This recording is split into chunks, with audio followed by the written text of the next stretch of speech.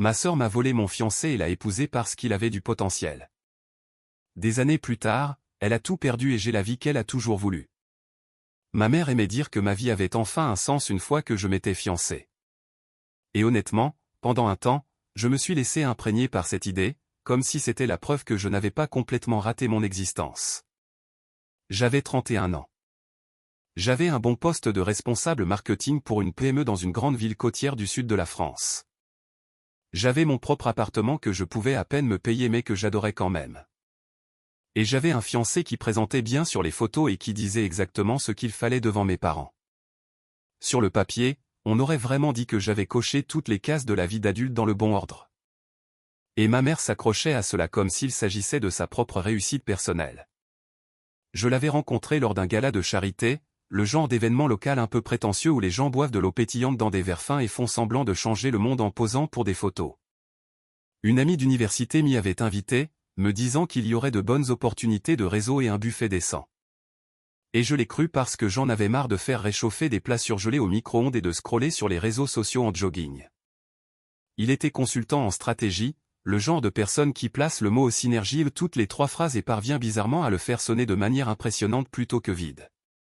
Il m'a souri comme s'il m'écoutait sincèrement quand je parlais de campagne publicitaire et des attentes de mes clients, ce qui, avec le recul, n'aurait pas dû me sembler aussi exceptionnel.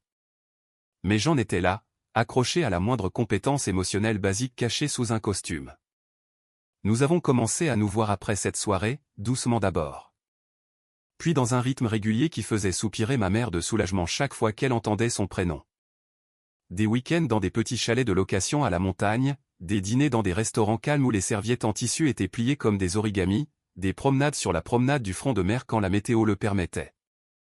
Je l'ai ramené à la maison pour rencontrer mes parents au bout de 4 mois, et ma mère a pratiquement organisé une parade dans la cuisine, préparant des amuse-bouches et agissant comme si elle allait être interviewée à ce sujet plus tard.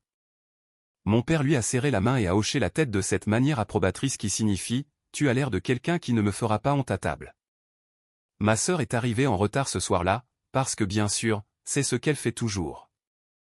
Elle avait 2 ans de moins que moi et possédait ce talent inné pour transformer chaque situation en une compétition à laquelle je ne me souviens pas m'être inscrite. En grandissant, si j'avais de bonnes notes, elle devait soudainement en avoir de meilleures. Si je rejoignais un club, elle s'inscrivait à quelque chose de plus prestigieux. Si je ramenais un petit ami à la maison, elle se transformait en cette version hyper amicale d'elle-même qui riait trop fort à ses blagues et mentionnait ses propres réussites avec désinvolture, comme si c'était un bruit de fond. Ce n'était jamais une guerre ouverte, juste cette tension constante et sourde, comme de l'électricité statique dans l'air. Quand elle est entrée dans le salon et a vu mon fiancé assis sur le canapé à côté de moi, elle a affiché ce grand sourire théâtral qu'elle utilise quand elle veut être inoubliable. Elle m'a prise dans ses bras, l'a pris dans ses bras, a fait un compliment sur sa chemise, et s'est installée dans le fauteuil en face de nous, les jambes croisées, comme si elle posait pour un magazine. Elle lui a touché le bras quand elle a ri à l'une de ses blagues, de la même manière qu'elle le faisait toujours avec les hommes qu'elle voulait charmer. Et je me souviens m'être dit que ce n'était que son comportement habituel, que je n'allais pas entamer cette nouvelle phase de ma vie en retombant dans mes vieilles paranoïas. J'ai décidé de leur faire confiance à tous les deux, parce que qu'étais-je censé faire d'autre ? 16 mois après ce gala de charité, il m'a demandé en mariage. Il avait loué un salon privé dans un restaurant avec vue sur la mer, le genre d'endroit dont mes parents parleraient probablement pendant les 10 prochaines années, et il a sorti le grand jeu. Il y a eu la bague, plus grosse que ce que je pensais porter un jour, le discours sur notre avenir ensemble, et les petits applaudissements du personnel qui avait clairement été prévenu à l'avance. Ma mère a pleuré quand je l'ai appelé. Mon père a dit qu'il était fier de moi, comme si je venais d'obtenir un diplôme prestigieux. Ma mère est immédiatement passée en mode organisation, sortant des carnets qu'elle gardait sûrement cachés pour ce moment précis, parlant de fleurs, de couleurs et de listes d'invités comme si elle répétait cela depuis des années. Et puis s'est posée la question de la témoin. Ça semble stupide aujourd'hui, mais je pensais honnêtement que demander à ma sœur serait une sorte de rameau d'olivier. Nous n'avions jamais été proches de la manière dont les gens s'imaginent que les sœurs le sont. Nous n'étions pas du genre à nous emprunter nos vêtements et à pleurer ensemble pour des garçons. Nous étions plutôt du genre à partager un couloir, à nous tolérer et à éviter de déclencher des disputes lors des repas de famille. Pourtant, je pensais que nous avions dépassé le pire. Nous étions des adultes. Nous avions des emplois. Nous avions des factures à payer. La vie avait sûrement fini par chasser cette rivalité d'adolescente. Alors, je lui ai demandé. Je me tenais dans la cuisine de mes parents avec une petite boîte contenant un bracelet fantaisie et une carte avec un texte un peu cliché sur le fait d'être à mes côtés. Et je l'ai regardé l'ouvrir. Elle a regardé le bracelet, puis m'a regardé, et pendant une seconde, il y a eu une lueur dans ses yeux que je n'ai pas pu déchiffrer, comme un éclair d'irritation, avant qu'elle ne le réprime et le remplace par un sourire surpris. Elle a dit oui, évidemment. Ma mère a applaudi. Mon père a dit que c'était bien de montrer un front uni. Je me suis dit que cette fois ce serait différent, que nous étions des femmes adultes maintenant et plus des gamines se disputant pour savoir qui aurait la place du passager dans la voiture. 3 mois avant le mariage, les fissures ont commencé à apparaître. Mon fiancé est soudain devenu plus occupé qu'il ne l'avait jamais été dans toute sa carrière de consultant. Apparemment, il y avait des réunions de dernière minute avec des clients importants, des soirées à rallonge au bureau. Soudainement, il ne pouvait plus passer ses week-ends avec moi parce qu'il devait rattraper son retard sur des dossiers. Au début, je ne me suis pas posé de questions car le travail peut être chaotique et j'étais moi-même noyé sous les détails de l'organisation et mon propre emploi. Puis, le schéma a commencé à sembler trop pratique. Chaque fois que nous avions prévu une soirée en amoureux, il y avait un imprévu. Chaque fois que j'essayais de le coincer pour régler les derniers détails de la lune de miel, il était distrait, scrollant sur son téléphone ou parlant de la pression qu'il subissait. Il a aussi commencé à me critiquer d'une manière qui ressemblait à une fuite lente plutôt qu'à un coup de couteau direct. De petites remarques qui ne semblaient pas si graves prises isolément, mais qui s'accumulaient. Il me corrigeait devant d'autres personnes en disant des choses comme « ce n'est pas exactement ce qui s'est passé » ou « tu te souviens mal », avec ce sourire amusé qui me faisait me sentir comme une enfant. Il commentait ma façon de gérer le stress, ma tendance à surréagir, ou mon langage corporel quand j'étais mal à l'aise. Chaque commentaire était emballé dans un ton « j'essaie juste de t'aider » et qui, bizarrement, les rendait encore plus difficiles à contrer.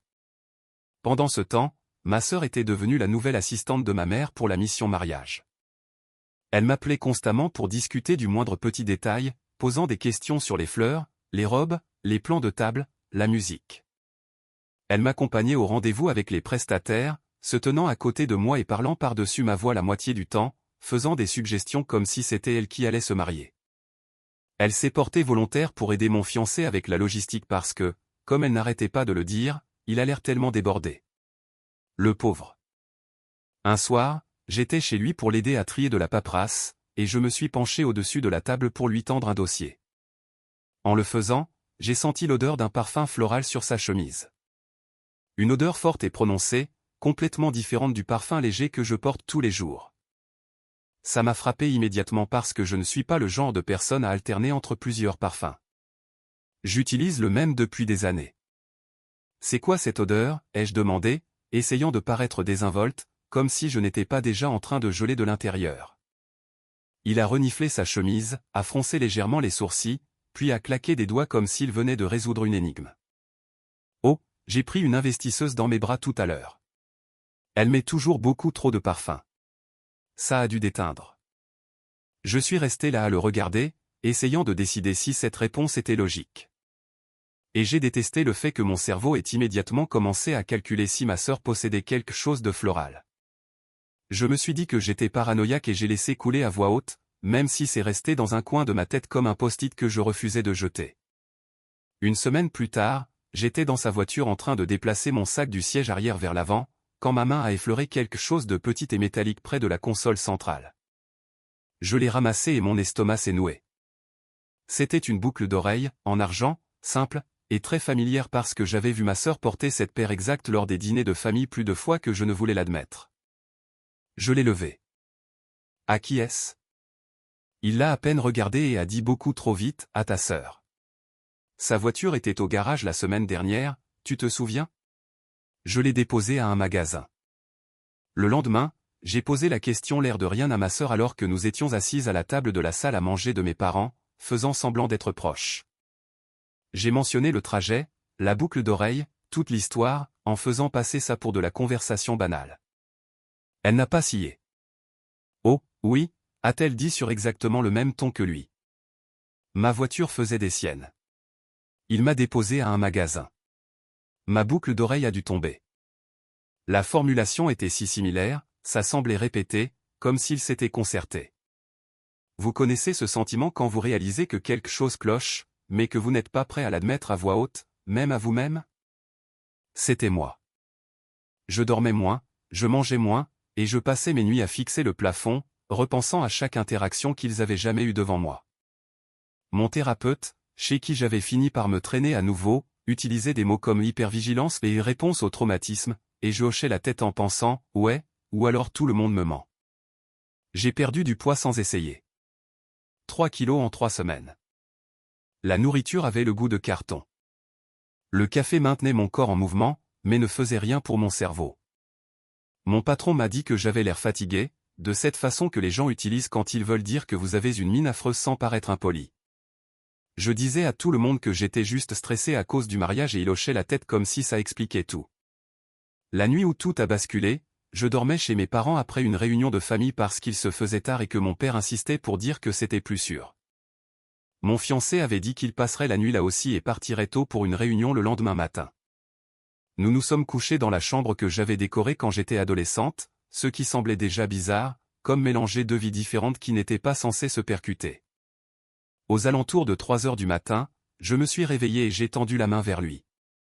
Ma main a touché un matelas vide. La lumière de la salle de bain était éteinte. La maison était silencieuse. Au début, je me suis dit qu'il était dans la cuisine pour boire un verre d'eau. Mais plus je restais allongé là dans le noir, plus ma poitrine se serrait. Je me suis levé, j'ai ouvert la porte et j'ai écouté. J'ai entendu des voix basses au bout du couloir, un murmure que je n'arrivais pas vraiment à distinguer. J'ai suivi le son, pieds nus sur le sol familier du couloir, le cœur battant si fort que je pouvais le sentir dans ma gorge.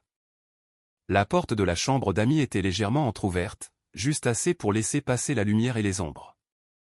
J'ai entendu sa voix à lui, basse, apaisante, puis la voix de ma sœur, ce ton chuchoté qu'elle utilise quand elle veut paraître douce. Il a dit quelque chose sur le fait de devoir se lever tôt, de dormir séparément pour ne pas me réveiller. Elle a ri doucement. Vous connaissez ces moments où votre corps bouge avant que votre cerveau n'ait décidé quoi que ce soit? J'ai poussé la porte. Ils étaient là. Mon fiancé assis sur le bord du lit, ma sœur penchée beaucoup trop près de lui, sa main sur son épaule, leur visage à quelques centimètres l'un de l'autre. Ils ont sursauté comme des adolescents coupables surpris par un parent, ce qui est ironique car techniquement, j'étais celle qui était traitée comme une enfant dans cette maison. Ma sœur m'a dévisagé, les yeux écarquillés, puis a levé les yeux au ciel comme si j'étais dramatique. On discutait, c'est tout, a-t-elle dit. Je n'ai rien dit. Je l'ai juste regardé, lui. Il s'est levé, les mains levées comme si ça le rendait innocent. On n'arrivait pas à dormir, a-t-il dit. On parlait juste du mariage. Je ne voulais pas te réveiller. Quelque chose s'est éteint en moi. Je suis retourné dans ma chambre d'enfance et j'ai verrouillé la porte. Je n'ai pas redormi de la nuit. J'ai fixé le mur jusqu'au lever du soleil. Et au matin, je m'étais convaincu que je réagissais peut-être de manière excessive, que la situation paraissait juste pire qu'elle ne l'était, que j'étais fatigué et anxieuse et que j'interprétais mal les choses. Oui, je sais comment ça sonne. Pas besoin de me crier dessus. Je me crie déjà dessus moi-même aujourd'hui. Quelques jours plus tard, j'ai décidé de lui faire une surprise à son bureau avec un déjeuner, parce qu'apparemment j'essayais encore d'être le genre de fiancé qui apporte des sandwichs aux hommes stressés en chemise. J'ai pris sa commande préférée dans une petite boutique près de son immeuble et j'y suis allé pendant ma pause déjeuner. Quand je suis arrivé, son assistante a eu l'air nerveuse à la seconde où elle m'a vu. Elle a souri beaucoup trop vite et m'a dit qu'il était dans une réunion très importante et ne serait probablement pas disponible avant un moment. J'ai dit que j'allais attendre. Elle m'a dit qu'il valait peut-être mieux reprogrammer. C'était tellement bizarre que j'ai failli partir, mais l'obstination est une force puissante quand on essaie de se convaincre qu'on contrôle la situation. Elle a quitté la banque d'accueil une minute pour aller chercher un document à un autre étage, et je suis resté planté dans ce couloir silencieux avec mon sac en papier. La porte de son bureau était légèrement entr'ouverte, parce que bien sûr qu'elle l'était. J'ai entendu un rire que je connaissais trop bien. Le rire de ma sœur. Mon corps a de nouveau bougé avant mon cerveau. J'ai poussé la porte avec la main qui ne tenait pas le sac de déjeuner. Il était là, debout derrière son bureau. Elle était là, assise sur le bord du bureau. Légèrement penchée en arrière, la main de mon fiancé sur sa taille, la main de ma sœur agrippant sa cravate. Ils s'embrassaient. Pas un presque, pas un on a trébuché et on est tombé. Pas un malentendu. Un vrai baiser, délibéré, familier. Je suis resté là, tenant mon sac de sandwich comme une idiote, et pendant une seconde, personne n'a bougé. Puis elle a reculé, s'est essuyé la bouche avec le dos de la main, et a eu le culot d'avoir l'air agacé que je les ai interrompus. Ok, ai-je dit. Je ne sais même pas pourquoi c'est le premier mot qui est sorti de ma bouche, mais il était là, suspendu en l'air comme un éclat de verre brisé. Ok. Elle s'est redressée, a réajusté son chemisier, et a fait un pas vers moi comme si ça allait être une conversation normale. Tu raclement de gorge allais le découvrir de toute façon, a-t-elle dit. Franchement, c'est mieux comme ça. Lui, il a commencé par « Écoute, Camille, ce n'est pas ce que tu crois ». Ce qui était tellement ridiculement insultant que j'ai ri. J'ai vraiment ri. Le genre de rire que vous lâchez quand votre cerveau court-circuite et décide que ce n'est plus la réalité. Ce n'est pas ce que je crois, ai-je répété. Tu embrasses ma sœur dans ton bureau pendant les heures de travail pendant que je suis sur ma pause déjeuner pour t'apporter à manger. Comment suis-je censé interpréter ça, exactement? Ma sœur est intervenue comme si elle était fière d'occuper le devant de la scène. On se voit depuis un moment, a-t-elle dit. Depuis avant la fête de fiançailles. Les sentiments ont juste changé. 5 mois, a-t-il dit, comme s'il ne pouvait pas s'empêcher de fournir un détail que personne n'avait demandé. Ça fait 5 mois. 5 mois. Cela voulait dire que pendant que j'essayais des robes, pendant que ma mère choisissait les centres de table, pendant que je faisais semblant de croire que le parfum floral et la boucle d'oreille étaient des coïncidences, pendant que mon thérapeute me disait de faire confiance à mon instinct, ils étaient ensemble. J'ai senti le sol sous mes pieds, le poids du sac dans ma main, la pression dans ma poitrine. J'ai senti mon visage brûler, ma gorge se serrer, les larmes qui commençaient déjà à perler, même si je ne voulais pas pleurer devant eux. Je pars, ai-je dit. Ma voix sonnait plate et lointaine, comme si elle appartenait à quelqu'un d'autre. Ne me suivez pas. Ne m'appelez pas. Ne m'envoyez pas de texto. Il a commencé à contourner le bureau, prononçant mon prénom, tendant la main, et j'ai reculé comme si ses mains étaient en feu. Ma sœur a ouvert la bouche comme si elle allait expliquer quelque chose, comme s'il existait la moindre explication qui rendrait ça moins répugnant, et j'ai juste secoué la tête. Je suis sorti, j'ai descendu le couloir, j'ai dépassé l'assistante, qui était clairement au courant de quelque chose et n'a pas pu croiser mon regard. J'ai atteint le parking avant que tout ne me rattrape. Je me suis appuyé contre ma voiture et j'ai fini par craquer. Des sanglots m'ont secoué tout le corps. Le genre où on n'arrive plus à respirer, où la vision se rétrécit et où on est à moitié convaincu qu'on va s'évanouir. J'ai lâché le sac de nourriture. Il s'est éventré sur le bitume et une partie de mon cerveau a enregistré que la sauce piquante s'étalait sur l'asphalte comme du sang dans un mauvais film. Je ne sais pas combien de temps je suis resté là. Assez longtemps pour que mon téléphone vibre avec des appels que j'ai ignorés. Assez longtemps pour qu'un inconnu me demande si ça allait et pour que je réponde oui, alors que ce n'était définitivement pas le cas. Finalement, je suis monté dans ma voiture, j'ai verrouillé les portes, et je suis juste resté assise là. J'ai tapé un texto à ma sœur qui était en gros une bombe nucléaire de plusieurs paragraphes détaillant tout ce que je pensais de plus abject, listant chaque acte de trahison, chaque moment où je lui avais accordé le bénéfice du doute. Puis je l'ai effacé. J'en ai tapé un autre, plus court, mais toujours aussi mortel. Je l'ai effacé aussi. J'ai dû écrire et effacer des messages une douzaine de fois, mon pouce planant au-dessus du bouton envoyé comme une détente sur laquelle je n'arrivais pas à appuyer. Oui, je regrette de ne pas en avoir envoyé au moins un. Ma colère aurait adoré ce défouloir. Ma culpabilité m'aurait dévoré vivante juste après. C'était une situation perdant-perdant. Au moment où j'ai conduit jusqu'à mon appartement, j'étais vidé et anesthésié. Je suis allé directement dans la salle de bain, j'ai allumé la douche, et je me suis assise par terre sous le jet d'eau, tout habillé, comme un personnage de drame cliché. Mais je m'en fichais. Je suis resté là jusqu'à ce que l'eau devienne froide et que ma peau soit fripée. Et puis je me suis extirpé de là et je me suis effondré sur le tapis de bain. C'est là que mes parents m'ont trouvé. Ma mère m'avait appelé sans arrêt. Quand je n'ai pas répondu, elle a apparemment décidé de venir me chercher parce qu'elle et mon père ont débarqué avec leur double des clés. Ils ont ouvert la porte, m'ont appelé, et puis ma mère a hurlé quand elle m'a vu recroquevillé sur le sol, trempé, le mascara coulant sur mes joues. Elle a cru qu'il m'était arrivé quelque chose de terrible.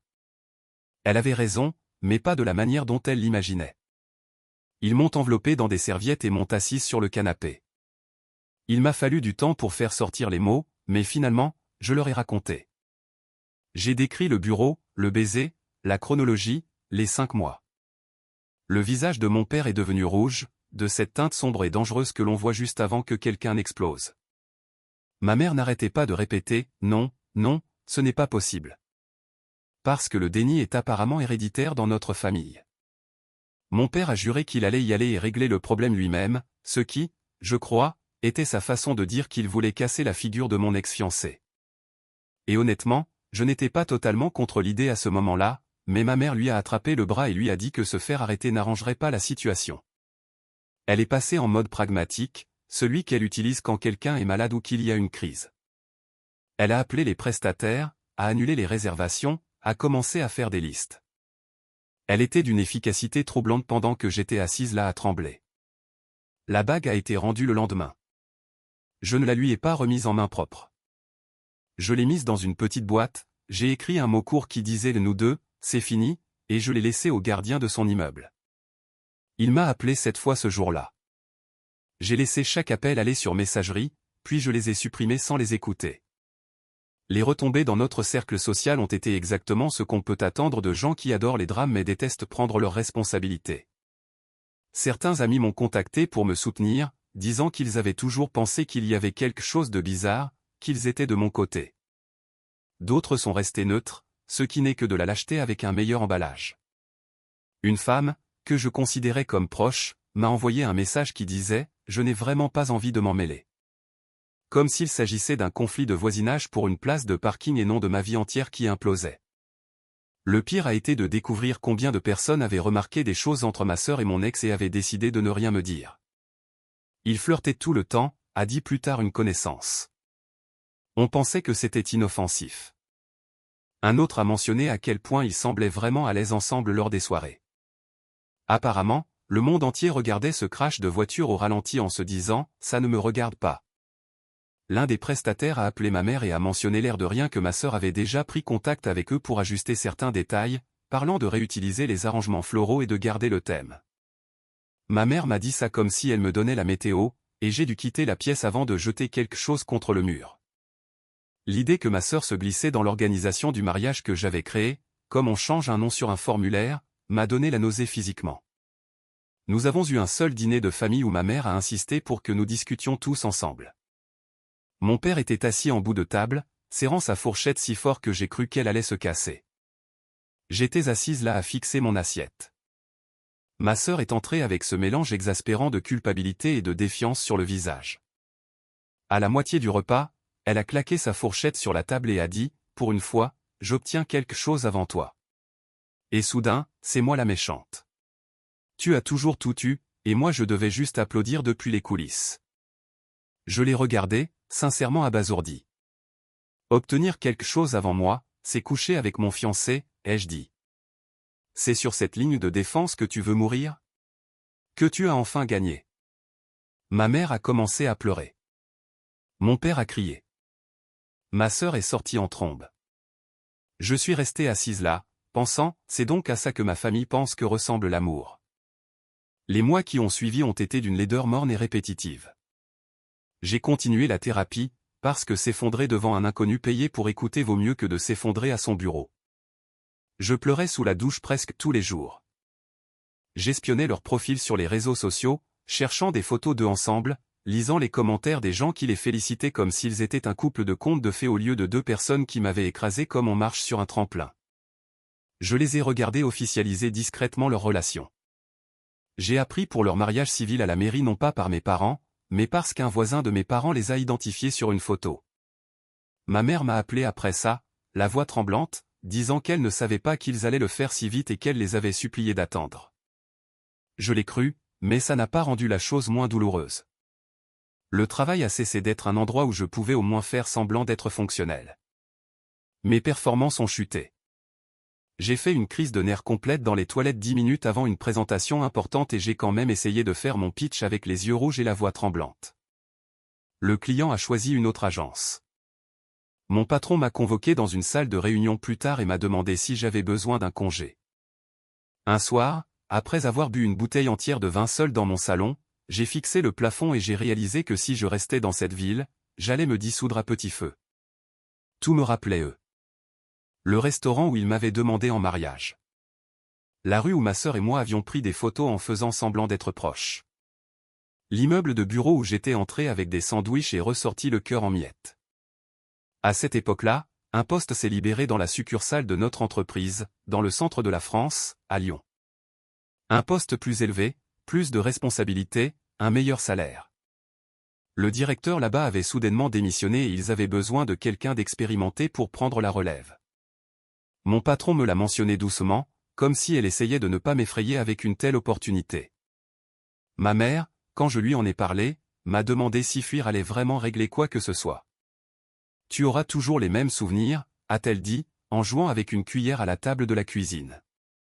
Tu ressentiras toujours la même douleur. Je ne tomberai pas sur eux au supermarché, ai-je répondu. C'était suffisant pour le moment. J'ai postulé. J'ai eu le poste. J'ai emballé ma vie dans des cartons et j'ai regardé mon appartement se vider. La nuit avant mon départ, j'ai ouvert le profil de ma sœur une dernière fois. Elle était là, souriante, dans une robe blanche qui n'était pas la robe que j'avais choisie, debout à côté de mon ex, qui affichait la même expression suffisante qu'il avait quand il m'avait passé la bague au doigt. J'ai fermé l'application, j'ai éteint mon téléphone, et je me suis dit que la version de ma vie où je l'épousais était officiellement morte ce jour-là. Déménager dans ma nouvelle ville, c'était comme entrer dans un univers parallèle où personne ne connaissait la pire chose qui me soit jamais arrivée. J'ai loué un petit endroit près du bureau, je me suis jeté à corps perdu dans le travail comme jamais auparavant, et je souriais poliment aux gens qui commentaient mon dévouement. Je suis devenu ami avec une collègue des ressources humaines qui m'a gentiment intégré à un club de lecture pour que je ne passe pas tous mes week-ends seul. J'ai aussi fixé une règle avec ma mère. Plus aucune nouvelle de ma sœur à moins qu'il n'y ait une vraie urgence. Pas de mention en passant, pas de petits commentaires sur le fait qu'ils ont l'air heureux, pas de comparaison. La première fois qu'elle a fait un lapsus et a dit quelque chose sur le fait qu'il partait en voyage, j'ai complètement disjoncté. J'ai haussé le ton, je lui ai dit que je ne voulais plus jamais entendre le nom de ma sœur et je lui ai raccroché au nez. Puis je me suis assise sur le sol de la cuisine et j'ai pleuré, parce que je détestais parler à ma mère comme ça, mais je détestais encore plus entendre parler d'eux. J'ai bloqué ma sœur et mon ex sur toutes les applications possibles et imaginables. J'ai supprimé leur numéro. J'ai dit à nos amis communs que s'ils voulaient rester dans ma vie, ils ne pouvaient pas me parler d'eux. Certains amis ont compris. D'autres se sont mis sur la défensive, disant que j'étais trop extrême, et j'ai fini par couper les ponts avec eux aussi. Un chapitre très amusant de ma vie. Je ne le recommande absolument pas. De temps en temps, le passé me tendait une embuscade. Bref, une collègue est entrée en réunion un après-midi avec un parfum floral très fort qui m'a frappé et m'a renvoyé directement au moment où j'avais reniflé la chemise de mon ex. J'ai dû m'excuser et me cacher dans les toilettes jusqu'à ce que mes mains arrêtent de trembler. Les mois ont passé. Mon thérapeute disait que je faisais des progrès. J'avais surtout l'impression de survivre. Environ 4 mois après mon déménagement, mon entreprise m'a envoyé à une conférence régionale dans une autre ville. Vous voyez le genre. Des conférences interminables sur les tendances, des sessions de réseautage où vous échangez des cartes de visite avec des inconnus à qui vous n'enverrez jamais de mail, des conversations forcées autour d'un café tiède. J'y suis allé parce que mon poste l'exigeait, pas parce que je voulais vraiment y être. Le premier soir, il y avait un dîner pour les participants, avec des places assignées parce qu'un organisateur déteste la liberté. Je me suis retrouvé à côté d'un homme qui s'est présenté comme un analyste récemment transféré d'une autre succursale. Il n'était pas excessivement charmant. Il n'avait pas cette aura polie du genre « j'ai l'habitude d'être le centre de l'attention » qu'avait mon ex. Il était plus discret, plus observateur. Il m'a posé des questions sur mon travail et a vraiment écouté les réponses sans constamment ramener la conversation à ses propres succès. Nous avons parlé de travail au début, puis de livres, puis des choses bizarres que les gens disent lors des entretiens d'évaluation. Il m'a fait rire plusieurs fois. De vrais rires, pas du genre poli. À la fin du dîner, il m'a demandé ma carte de visite et a dit qu'il m'enverrait par email quelques ressources dont il avait parlé. J'ai dit, bien sûr. Et il a vraiment donné suite. Nous avons commencé à échanger des messages sur des projets, à nous envoyer des rapports et des idées. C'est resté dans un cadre strictement professionnel pendant un moment, mais il y avait une chaleur dans nos échanges que j'ai remarquée, tout en essayant très fort de ne pas suranalyser. Ma collègue des ressources humaines s'en est rendu compte avant moi. Un jour, elle a regardé mon téléphone s'allumer avec son prénom et a haussé un sourcil. « Tu lui plais ?» a-t-elle dit. « Il est juste amical », ai-je répondu. Elle m'a lancé ce regard qu'on réserve à une amie qu'on aime, mais dont le déni devient épuisant. Plusieurs mois plus tard, il m'a demandé si je voulais aller dîner pendant qu'il était en ville pour des réunions. J'ai fixé le message pendant 10 bonnes minutes avant de répondre. Mon estomac s'est retourné. Mes mains sont devenues bizarrement froides. Nous nous sommes retrouvés dans un petit restaurant près de chez moi. Rien d'extravagant, juste un endroit avec de la bonne nourriture et des coins tranquilles. Je portais un jean et un haut qui me donnaient l'impression d'avoir fait un effort sans pour autant hurler, c'est un rendez-vous amoureux. La conversation a commencé très naturellement. Nous avons parlé du travail, de nos collègues, de la façon dont la direction faisait semblant de comprendre les problèmes du terrain. Finalement, la conversation a dérivé sur les livres et les films, puis sur des histoires de notre enfance, et pendant un instant, j'ai oublié d'être sur mes gardes. Puis il a posé une question complètement inoffensive pour savoir si j'avais toujours vécu dans le sud avant de déménager dans le centre de la France. C'était innocent. Il ne savait pas ce qu'il était en train de réveiller. Je l'ai ressenti comme une vague. La pièce a tangué. Ma poitrine s'est serrée. Mes mains se sont mises à trembler sous la table. J'ai attrapé mon verre d'eau et je n'ai pas pu le porter à ma bouche sans que le verre ne claque contre mes dents. Et, a-t-il dit, le remarquant immédiatement. Est-ce que ça va? J'ai essayé de dire oui, mais le mot est resté coincé. Ma gorge s'est nouée et soudain, je me suis mise à halter. Une vraie crise de panique en public. Ma vision s'est rétrécie, mes oreilles bourdonnaient, et je pouvais m'entendre faire ces bruits embarrassants qui ne semblaient même pas humains. Il n'a pas paniqué. C'est ce dont je me souviens le plus. Il n'a pas fait de scandale, ne m'a pas brusqué, ne m'a pas bombardé de questions. Il s'est simplement penché vers moi, a gardé une voix basse et calme, et a dit « Respire avec moi, d'accord ? Inspire, expire.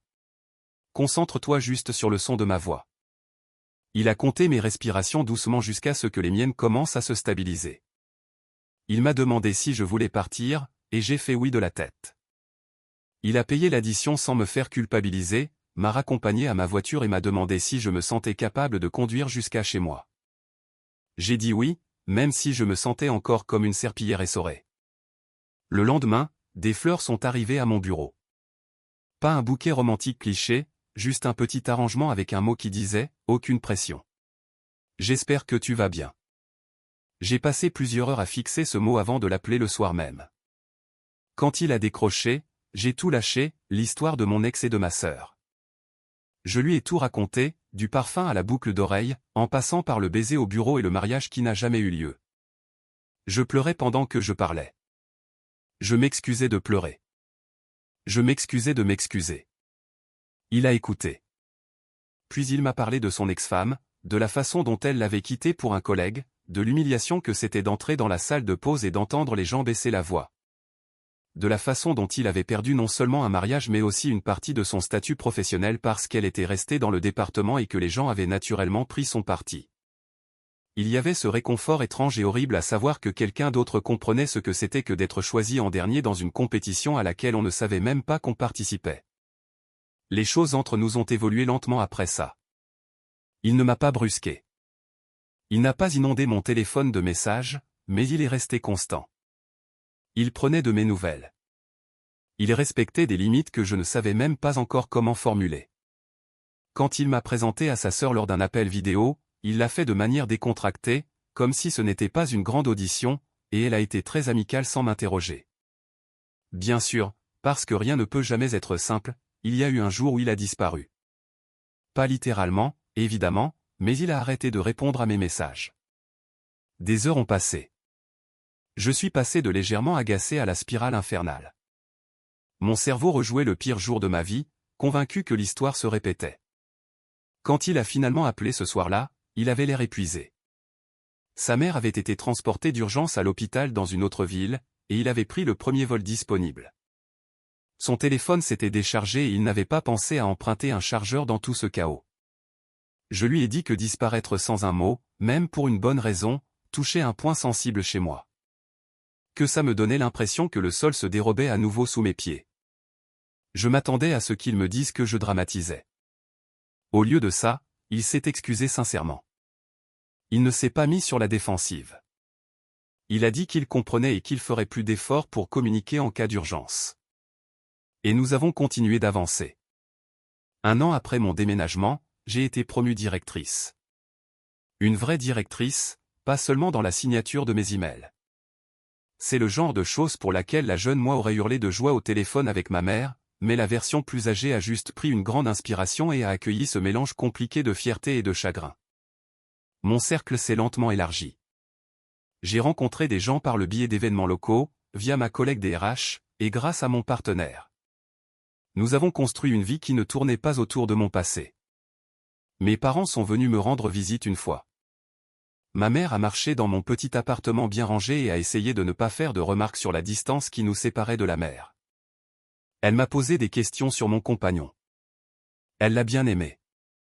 Mon père a semblé soulagé qu'il soit calme et posé, et non m'as-tu vu.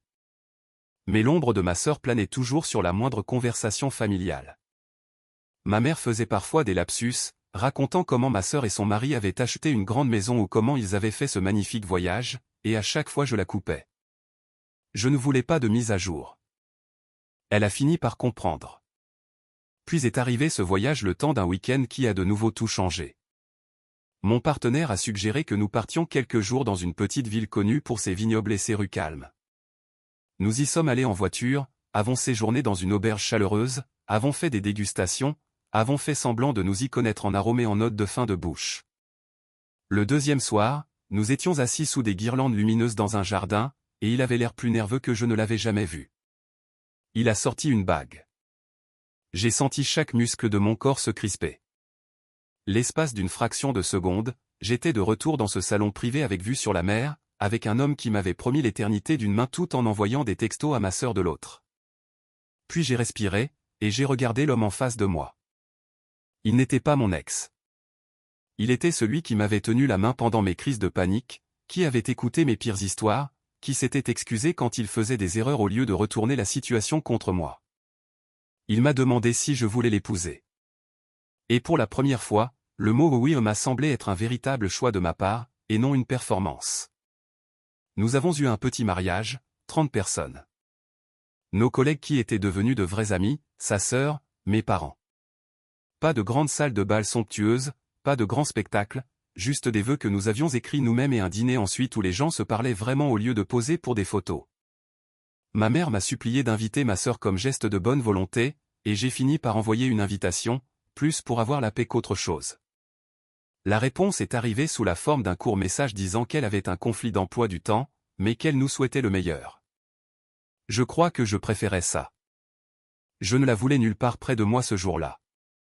Nous avons acheté une maison modeste ensemble. Rien de géant ou de spectaculaire, juste un endroit avec assez de place pour un bureau et une chambre d'amis. Nous avons peint les murs nous-mêmes. Nous nous sommes disputés pour savoir où mettre les meubles et en avons ri plus tard. Nous avons trouvé une routine qui semblait ennuyeuse, de la meilleure des manières possibles. Quelques mois après le mariage, lors d'un dîner avec certains de ses collègues, quelqu'un a mentionné un ancien client qui avait fait l'objet d'une concurrence féroce dans le milieu il y a des années.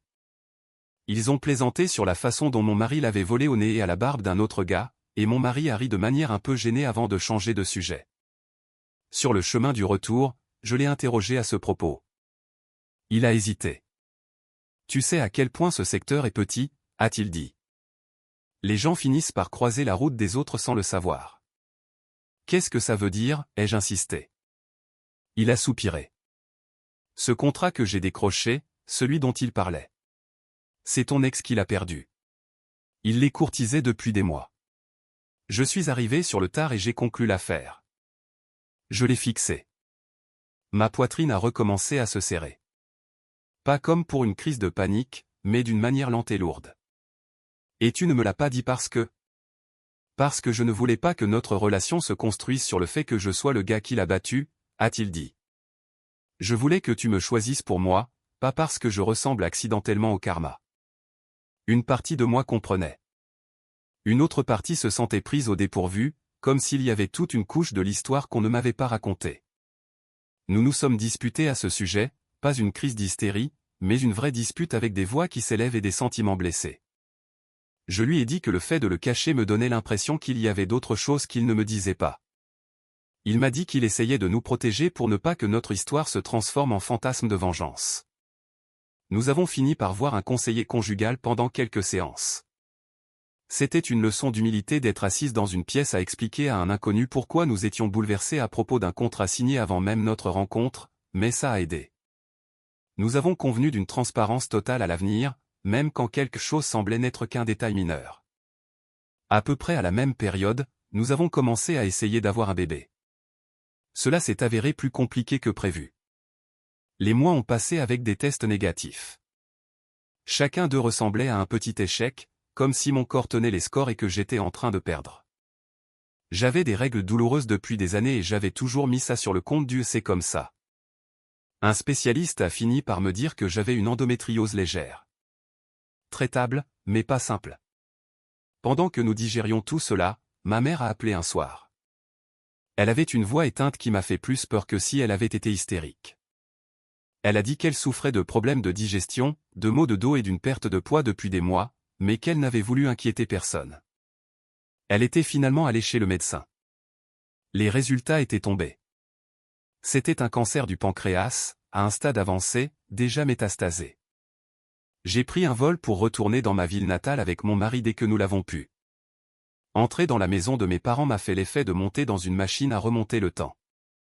Les meubles étaient les mêmes, les photos sur les murs étaient les mêmes, mais ma mère avait l'air plus petite, comme si quelqu'un avait baissé sa luminosité. Nous avons rencontré des médecins, parlé des options, et entendu la même chose encore et encore. Ils pouvaient essayer de ralentir la maladie, de la rendre confortable, mais il n'y aurait pas de remède miracle. Ma mère a essayé de rester optimiste. Elle faisait des blagues sur le fait qu'elle perdait enfin du poids d'une manière qu'aucune publicité pour les régimes n'approuverait. La nuit, quand tout le monde dormait, je l'entendais sangloter doucement dans sa chambre. J'ai pris un congé au travail et je suis revenu vivre chez eux pour un temps. Mon mari faisait les allers-retours aussi souvent qu'il le pouvait. Je cuisinais des soupes fades, je réarrangeais les oreillers et j'écoutais ma mère raconter les mêmes histoires 3 fois parce que les médicaments l'embrumaient. Dans l'un des moments les plus calmes, elle a attrapé ma main et l'a serrée avec une force surprenante. « J'ai fait des erreurs avec vous, les filles, a-t-elle dit. Je pensais bien faire, mais j'ai laissé passer des choses que je n'aurais pas dû. J'aurais dû mieux vous protéger l'une de l'autre. » J'ai dégluti difficilement. « Tu ne peux pas tout réparer maintenant, ai-je dit. »« Je sais, a-t-elle chuchoté. Mais j'ai besoin de savoir que quand je serai parti, vous essaierez au moins de ne pas vous détester. » Je savais ce qu'elle me demandait. Je savais aussi que je ne pouvais pas promettre ce qu'elle voulait, alors je lui ai donné une version plus douce. J'essaierai de ne pas laisser la haine gagner, ai-je répondu.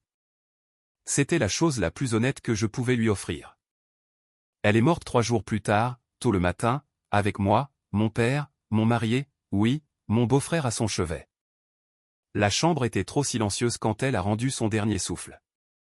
Mon père a fait un bruit que je ne lui avais jamais entendu faire. Quelque chose entre un cri et un rugissement. J'ai eu l'impression que quelqu'un avait coupé la dernière corde qui me reliait à n'importe quelle version de mon ancienne famille qui aurait pu être réparée. C'est moi qui ai envoyé un texto à ma sœur. C'était fou de se dire que c'était ainsi que nous communiquions une nouvelle aussi immense. Mais c'est là que nous en étions. J'ai fait court. Maman est partie. Nous sommes à la maison. Elle est arrivée plus vite que je ne le pensais, avec mon ex dans son sillage. Ils ont pris mon père dans leurs bras. Elle m'a prise dans ses bras et pendant une seconde mon corps s'est rappelé ce que ça faisait de s'appuyer sur elle quand j'étais enfant. Puis j'ai eu un mouvement de recul. Nous avons travaillé ensemble pour faire les préparatifs parce qu'il n'y avait pas d'autre option. Quelqu'un devait choisir un cercueil. Quelqu'un devait parler à l'employé des pompes funèbres et répondre aux questions sur les fleurs et la musique.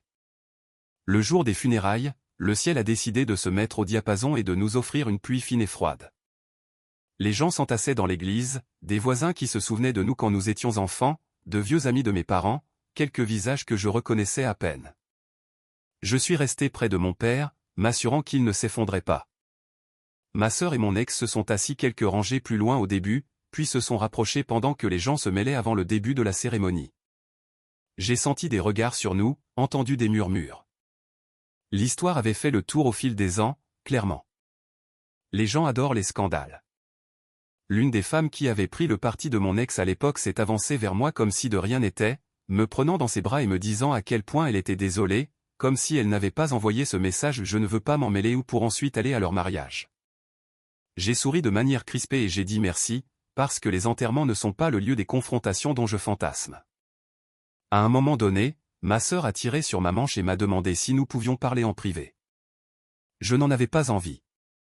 Chaque cellule de mon corps résistait, mais mon père m'a regardé avec des yeux rouges et épuisés, et je savais qu'il était désespéré que ses filles ne commencent pas à hurler l'une sur l'autre devant le cercueil. Elle m'a entraîné dans une pièce annexe, et bien sûr, mon ex nous a suivis comme une ombre, traînant près de l'encadrement de la porte, les bras croisés. Elle a commencé avec cette fausse voix douce.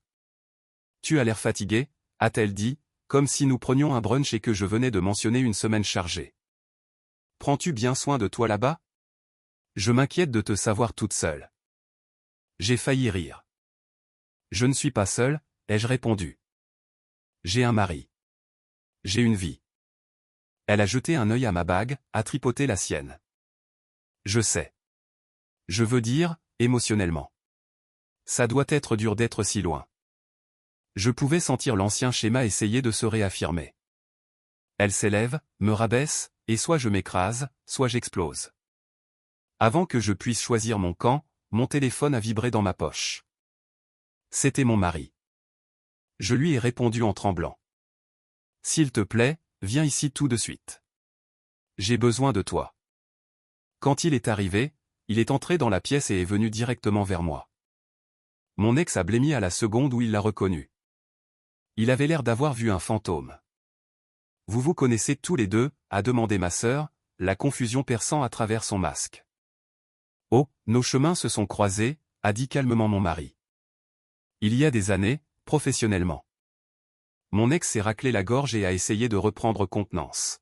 « Nous avons travaillé sur le même client pour des cabinets différents » a-t-il dit. Il m'a coupé l'herbe sous le pied. Mon mari a eu un léger sourire. Je leur ai fourni une meilleure stratégie, a-t-il corrigé. Ils ont fait leur choix. L'air dans la pièce s'est raréfié. J'entendais presque les pièces du puzzle s'assembler dans la tête de ma sœur. Elle a prononcé le nom de mon mari à voix haute, puis le nom de son entreprise, et j'ai vu le moment précis où elle a réalisé qu'il était celui qui avait décroché le contrat dont mon ex s'était vanté pendant des mois. C'est fou comme la vie est faite, ai-je lancé, et ma voix est sortie plus assurée que je ne le ressentais. Les chuchotements se sont propagés. On sent toujours quand les commérages font le tour de la salle. L'énergie change. Les gens se regroupent en petits cercles, jetant des coups d'œil comme s'ils essayaient de ne pas fixer. Au beau milieu de tout ça, les épaules de mon père se sont affaissées et sa respiration est devenue bizarre. Son visage est devenu gris et il s'est agrippé la poitrine. Tout le monde a paniqué en même temps. Quelqu'un a crié pour appeler un médecin et par chance, l'un des fils des voisins de mes parents était là. Un médecin qui a vérifié son pouls et sa tension artérielle juste là dans la pièce attenante et a déclaré qu'il s'agissait d'une crise de panique, pas d'une crise cardiaque. Ils lui ont donné de l'eau, l'ont fait asseoir, et je me suis assise à côté de lui, lui tenant la main pendant qu'il pleurait. Après que les choses se soient un peu calmées, ma sœur et moi nous sommes retrouvés seuls un instant. Elle était secouée, pas seulement par l'épisode de notre père, mais par toute cette situation incroyablement emmêlée. Sa voix était plus grave quand elle a parlé. « Tu as vraiment tourné la page ?» a-t-elle dit. « Tu as eu la carrière, la promotion, le mari qui remporte de gros contrats, et tu as eu l'homme que tu désirais tellement que tu étais prête à faire exploser ta propre famille pour l'avoir. » Je raclement de gorge lui ai répondu, « Et pour toi, comment ça se passe ?»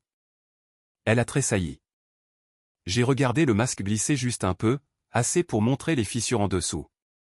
Plus tard, après la cérémonie, après l'enterrement sous cette pluie agaçante, après les condoléances interminables et les plats préparés apportés par les voisins, je suis retourné dans la maison de mes parents avec mon mari. Le salon était plein de gens qui parlaient trop fort, mangeaient de la nourriture dont ils n'avaient pas besoin, remplissant l'espace parce que le silence est apparemment intolérable après un décès. Mon ex a bu plus qu'il n'aurait dû. Je l'ai observé de l'autre bout de la pièce, sa cravate desserrée, son rire trop forcé. Ma sœur rôdait près de lui, ressemblant à quelqu'un qui s'attend constamment à un impact. Le lendemain, quand la maison s'est enfin vidée et calmée, ma sœur s'est présentée seule. Elle a frappé doucement à la porte, et mon père l'a laissée entrer avec un soupir fatigué. Elle a demandé si elle pouvait me parler en privé. Nous sommes montés dans mon ancienne chambre parce qu'apparemment le traumatisme adore boucler la boucle. Elle a fermé la porte et s'y est adossée comme si elle avait peur de s'enfuir. Je ne suis pas heureuse, a-t-elle lâché sans aucun préambule. Il est contrôlant. Il critique tout ce que je fais. Il surveille mes dépenses, mais c'est lui qui accumule les dettes pour sauver les apparences. Nous sommes en train de nous noyer financièrement, mais personne ne doit le savoir parce qu'il a une image à préserver. Je me suis assise sur le bord du lit et je l'ai regardé. Pour la première fois, je n'ai pas seulement vu la fille qui avait pris ce que j'avais, mais une femme qui s'était coincée dans une vie qu'elle ne savait pas comment quitter. J'ai vu un avocat. Elle m'a avoué que ça n'allait pas être facile. J'ai signé un contrat de mariage avec séparation de biens que je n'ai pas vraiment lu parce que j'étais tellement obnubilé par l'idée de te battre jusqu'à l'hôtel. Il s'est assuré que tout est ficelé d'une manière qui rend le départ très compliqué. Je n'aurai pas la maison. Je n'aurai pas grand-chose du tout. Tu auras ta liberté. J'imagine que c'est déjà ça, ai-je dit. Elle a ri amèrement. Tu dois être ravi. Le karma, c'est ça? Je l'ai regardée en silence pendant quelques secondes, prenant simplement la mesure du désastre dans lequel elle s'était fourrée. Puis j'ai répondu, la voix calme et plus froide que je ne l'espérais. Tu sais quoi? Je ne suis pas ravi, mais je ne suis pas triste pour toi non plus. Tu as fait ton choix en sachant exactement ce que ça coûterait. Tu as détruit notre famille, tu m'as humilié et tu l'as pris, en sachant très bien qu'il était une ordure. Et maintenant tu veux ma compassion. Elle a ouvert la bouche pour dire quelque chose, mais j'ai levé la main pour l'arrêter. J'ai passé des mois à penser que je te devais quelque chose, ai-je continué. Que, peut-être parce qu'on partage le même sang, je devais trouver un moyen de te pardonner. Mais je ne te dois rien. Tu n'auras pas mon pardon. Tu n'auras pas ma pitié. Tu as ce que tu mérites, absolument rien de ma part. Elle a commencé à pleurer, doucement d'abord. Puis avec ses petits sanglots saccadés qu'elle faisait semblant de faire quand elle était petite pour attirer l'attention de nos parents. Je n'ai pas bougé. Je l'ai juste regardé. J'en avais complètement fini. Je dois aller aider notre père, ai-je fini par dire en me levant. Tu devrais probablement partir avant que ça ne devienne encore plus moche. Elle s'est essuyé le visage avec le dos de la main. Alors c'est tout, a-t-elle demandé. Tu en as juste fini avec moi. J'en avais fini avec toi à la seconde où je suis entré dans ce bureau et que je t'ai vu sur son bureau, ai-je répondu.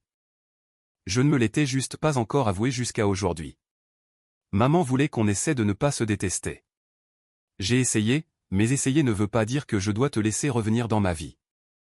Je suis sorti de la pièce sans me retourner. Je l'ai entendu sangloter derrière moi, mais je ne me suis pas arrêté. Dans les jours qui ont suivi, nous avons géré la logistique de l'enterrement comme des collègues sur un projet que nous détestions toutes les deux. Des messages courts et secs sur les horaires, les fleurs et la paperasse. Tout passait par notre père. Nous ne nous sommes plus jamais retrouvés seuls dans la même pièce. Je suis retourné à ma vie dans le centre de la France quelques jours plus tard, emportant une petite boîte d'affaires de ma mère et un sentiment étonnamment clair de conclusion. Du chagrin pour elle, de la colère qui ne s'éteindrait probablement jamais complètement, et quelque chose qui ressemblait presque à de la pitié pour ma sœur. Quelques semaines après mon retour, juste au moment où mon mari et moi envisagions sérieusement d'entamer des procédures médicales pour la fertilité, j'ai eu un retard de règles. Je n'y ai pas prêté beaucoup d'attention au début parce que le stress jouait au ping-pong avec mon cycle depuis des mois. Puis un deuxième retard. J'ai fait un test dans la salle de bain, fixant la petite fenêtre comme si elle allait m'insulter personnellement. Il est revenu positif. Je me suis assise par terre et j'ai ri, puis j'ai pleuré, puis j'ai encore ri parce qu'apparemment, mon corps avait décidé qu'entre les enterrements, les drames potentiels de divorce et les blessures d'enfance non résolues, c'était le moment de coopérer. L'annoncer à mon mari a été l'un des moments de joie les plus purs que j'ai jamais vécus. Pendant un instant, c'était juste nous dans notre maison, avec cette minuscule bonne nouvelle flottant entre nous comme une bulle fragile. Je l'ai ensuite dit à mon père. Il a pleuré, de joie cette fois, disant que ma mère aurait adoré voir ça. Je ne l'ai pas dit à ma sœur. Pas un message, pas via mon père, pas du tout. Elle n'avait pas le droit de faire partie de ça. Quelques semaines plus tard, mon père a mentionné qu'il avait accidentellement lâché le morceau lors d'un appel téléphonique avec elle. Elle avait apparemment demandé comment j'allais et il avait dit « Oh, tu sais », excité à l'idée de devenir grand-père.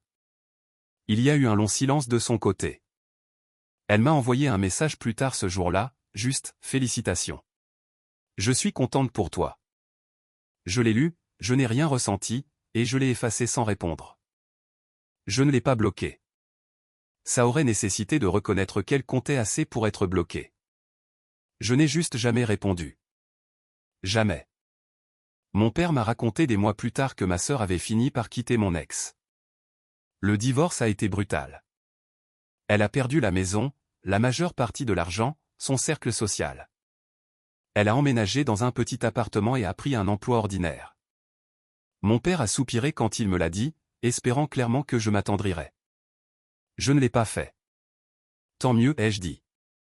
Elle le voulait tellement. Maintenant elle sait exactement ce qu'il vaut. Mon père avait l'air déçu, mais j'en avais fini de faire semblant de m'en soucier. Elle a fait son lit. Elle pouvait y dormir seule. J'ai appris par mon père qu'elle a essayé de me contacter encore quelques fois l'année suivante. Des messages que je n'ai jamais ouverts. Une carte à Noël que j'ai jetée sans l'ouvrir. Une tentative de venir à l'improviste chez mon père quand j'y étais en visite. Je suis sorti par la porte de derrière avant qu'elle n'arrive. Nous ne nous parlons pas. Ni occasionnellement. Ni au fait. Jamais. Mon père demande parfois si j'envisagerais de la laisser rencontrer le bébé. Ma réponse est toujours la même. Non. Il a arrêté de demander après la 3e fois. Elle ne reçoit pas de photos. Elle ne reçoit pas de nouvelles.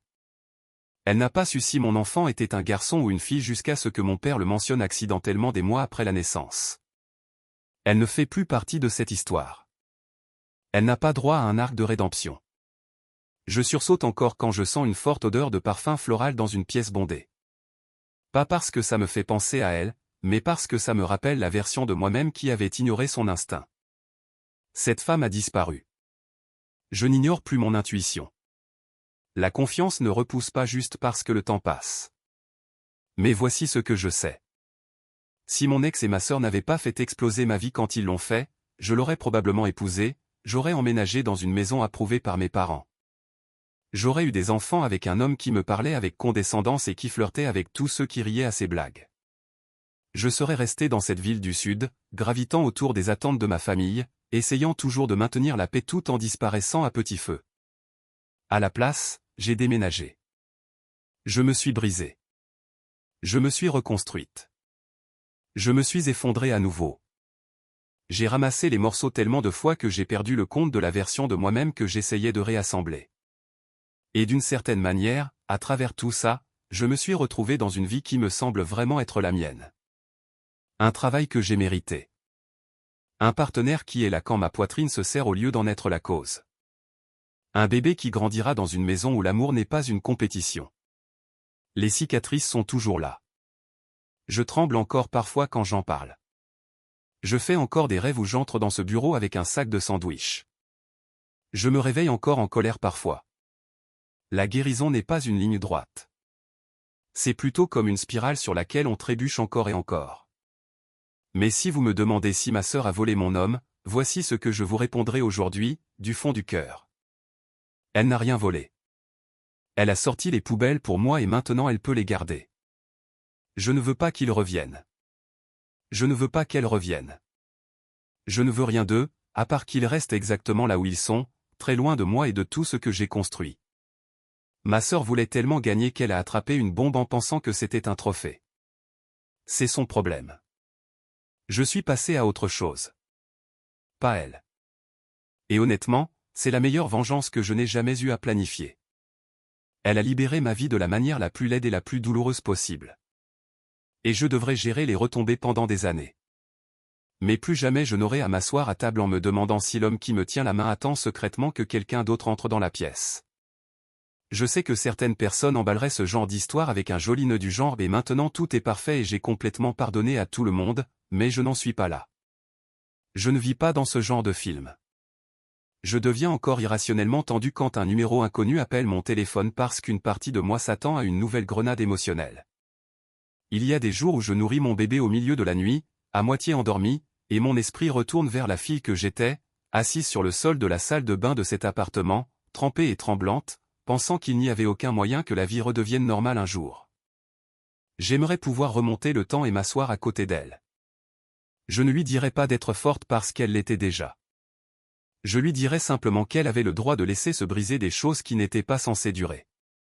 Mon père la mentionne parfois en passant, pour voir si je m'adoucis. Ce n'est pas le cas. Il a appris à garder sa vie et la mienne complètement séparées. Quand il me rend visite, il ne parle pas d'elle. Quand il lui rend visite, ce qu'il fait je suppose, bien que nous n'en discutions pas, il ne parle pas de moi. Je ne pense pas à ce qu'elle fait. Je ne regarde pas ses réseaux sociaux parce que j'ai effacé toute trace d'elle il y a des années. Je ne me demande pas si elle est heureuse, triste ou pleine de regrets. C'est une personne qui était ma sœur et maintenant c'est juste quelqu'un que je connaissais et qui a fait le pire choix possible. Les gens demandent parfois si je lui pardonnerai un jour. Ma réponse est simple. Le pardon, c'est pour les gens qui veulent réparer quelque chose. Je ne veux pas réparer ça. Je veux que ça reste exactement là où c'est, mort et enterré avec la version de ma vie qu'elle a détruite. Est-ce que je déteste ma sœur? Non. La haine demande une énergie que je n'ai plus pour elle. Ce que je ressens est plus simple et plus froid. De l'indifférence. Elle est quelque part dehors, vivant avec les conséquences de ses choix. Et je suis ici, vivant avec les miens. La différence, c'est que mes choix m'ont mené à une vie que je veux vraiment. Les siens l'ont menée à un petit appartement et à un homme qui la traite comme un déchet. Je n'ai pas causé ça. C'est elle. Et je n'ai absolument aucune obligation de m'en soucier. Mon père me pose des questions sur elle plus souvent ces derniers temps. Probablement effrayé à l'idée que s'il meurt, nous nous éloignerons complètement. Je lui dis la vérité. S'il t'arrive quelque chose, je gérerai tout ce qui doit être géré. Mais je n'aurai pas de relation avec elle. Nous communiquerons par l'intermédiaire d'avocats si nécessaire. C'est tout. Il a l'air triste quand je dis ça, mais il ne discute pas. Il me connaît assez bien pour savoir que je suis sérieuse. Et je ne leur tendrai pas la boîte d'allumettes une nouvelle fois. Parfois, les gens qui entendent mon histoire disent des choses comme « je ne pourrai jamais pardonner ça ». Ou à l'extrême opposé, la famille, c'est la famille. Il faut passer à autre chose. Je pense que les deux camps passent à côté de l'essentiel. Il ne s'agit pas de prendre une décision nette et de la valider. Il s'agit de se lever chaque jour et de choisir où placer les gens dans sa vie pour pouvoir réellement la vivre sans se vider de son sang émotionnellement. Il y a une version de ma vie où je restais en colère pour toujours. Où chaque nouvelle bonne chose était immédiatement assombrie par des pensées sur la façon dont ils avaient tout gâché. Cette version de moi serait coincée dans le passé, rejouant la scène du bureau en boucle jusqu'à ce qu'elle remplace tout le reste. J'ai flirté avec cette version pendant un temps.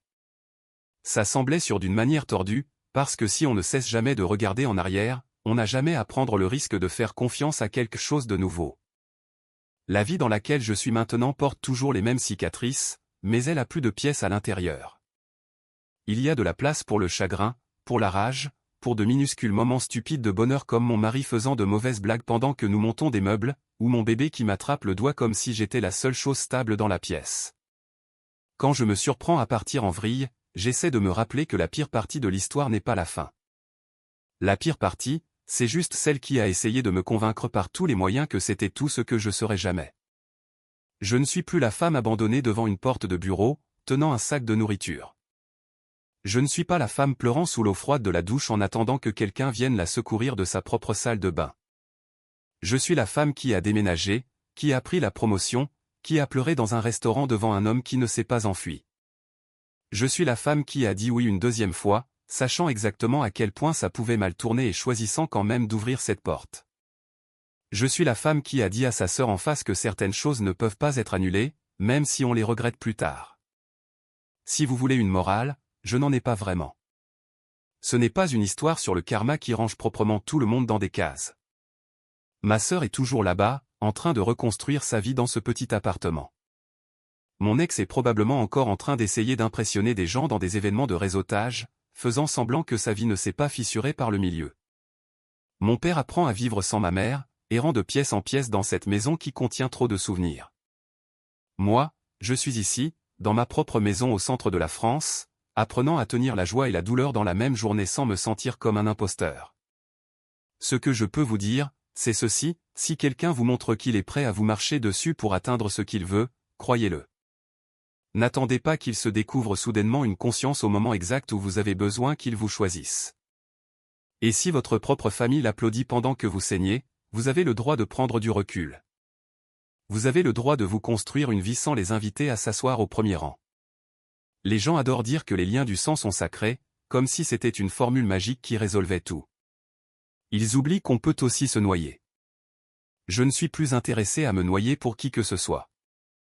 Je visiterai le rivage. Je ferai coucou. Je prendrai des nouvelles. Mais ma maison est sur la terre ferme. J'ai fait le choix de me choisir. Dans une vie que j'ai construite à partir des morceaux qu'il pensait inutiles. Alors non, je n'envoie absolument rien à ma sœur. Pas de long message sur le pardon, pas de mise à jour soigneusement formulée, pas de tentative pour qu'elle se sente mieux face à ce qu'elle a fait. Le blocage entre nous n'est pas temporaire. C'est la fondation sur laquelle j'ai construit ma nouvelle vie. Pour l'instant, le fait de pouvoir passer des journées entières sans penser à elle me suffit. Peut-être qu'un jour je passerai des mois, peut-être des années.